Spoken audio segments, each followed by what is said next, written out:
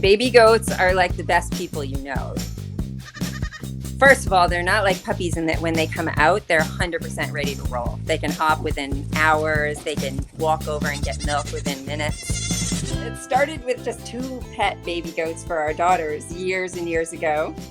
The goat we bought for them is still alive. His name is Don Pedro, and he's very, very handsome. He's 14 years young. And now, 14 years later, we have about 60 babies a year.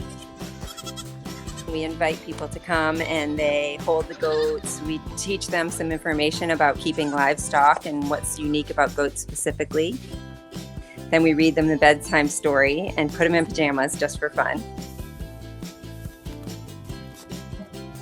The kids help us do the nighttime chores and put the babies to bed. And that's been a real hit.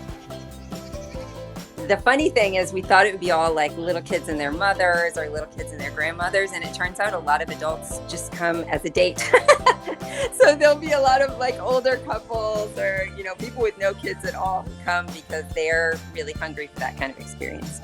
Bring them in.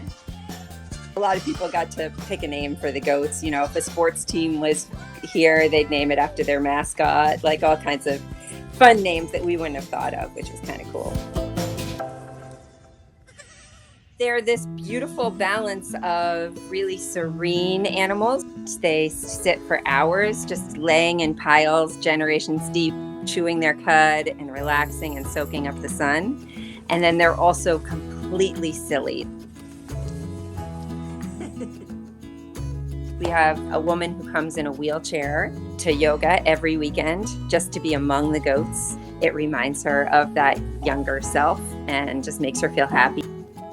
And then there's little boys who are really wild and their parents say, "Oh my gosh, he never sits still." And then you put a goat in their lap and they just kind of quiet down and become still and want that goat to stay there so they don't move for half an hour, 45 minutes. So our farm has become as much about the people in our community as it is about the goats that we raise. I think that there's something missing in modern life that people are finding in farms. There's something sort of soothing about it or calming or centering that is really just simple. Something simple about sitting out in the sunlight, connecting with an animal.